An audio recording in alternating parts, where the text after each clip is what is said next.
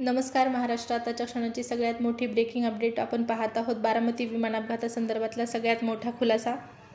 बारामती विमान अपघातामध्ये दादा जिवंत आहेत. 6 महिन्यानंतर दादा परत येणार आहेत. हे राजकीय षडयंत्र आहे अशा चर्चा सुरू झाल्या असतानाच 10 दिवस उलटून गेल्यानंतर विमान अपघात प्रकरणासंदर्भात सगळ्यात मोठा खुलासा केलेला आहे आणि अशी माहिती समोर आलेली आहे जी माहिती संपूर्ण प्रकरणाला एक वेगळीच दिशा देणारी आहे. खळबळजनक दावा केला जात आहे आणि या प्रकरणाची दिशा बदलण्याचा प्रयत्न या दाव्याच्या माध्यमातून केला जाऊ शकतो. पहा, अजितदादांचा विमान अपघात हा बॉम्ब ठेवल्यामुळे झाला. अजितदादांचा अपघाताचं कारण म्हणजे विमानामध्ये बॉम्ब होता का, असा प्रश्न राष्ट्रवादी कार्यकर्त्यांच्या माध्यमातून विचारला गेला आहे. कारण प्रत्यक्षदर्शी लोकांनी सांगितलेलं आहे की ज्यावेळेस विमानाचा अपघात झाला त्या अगोदर काही वेळापूर्वी विमान हवेत असताना स्फोट झालेला होता. विमान डावीकडे अगोदर कललं आणि त्यानंतर मग पहा हा विमानाचा स्फोट झाला.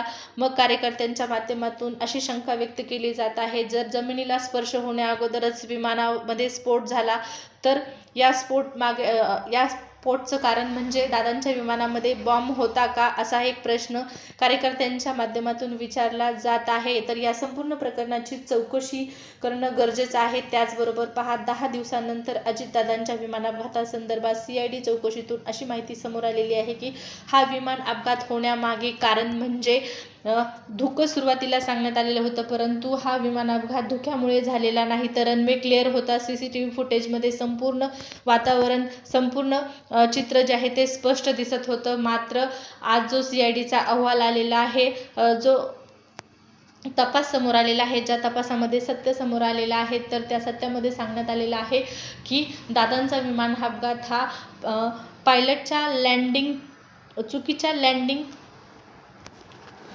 अँगलमुळे झालेला आहे. म्हणजेच पायलटकडून लँडिंग करता वेळेस लँडिंगचा अँगल चुकला, त्यामुळे हा विमान अपघात झाला. आणि विमान अपघात हा तांत्रिक बिघाडामुळे नाही तर लँडिंगचा अंदाज आलेला नाही, लँडिंगचा अँगल चुकल्यामुळे हा अपघात झाला असल्याची माहिती CID चौकशीमध्ये सुरू झालेली आहे. त्याचबरोबर दादांचे जे खाजगी सचिव आहेत त्यांचीही चौकशी करण्यात येणार आहे. CIDच्या माध्यमातून 27 तारखेचा जो संपूर्ण दादांचा जो नियोजित दौरा होता तोही तपासला जाणार आहे.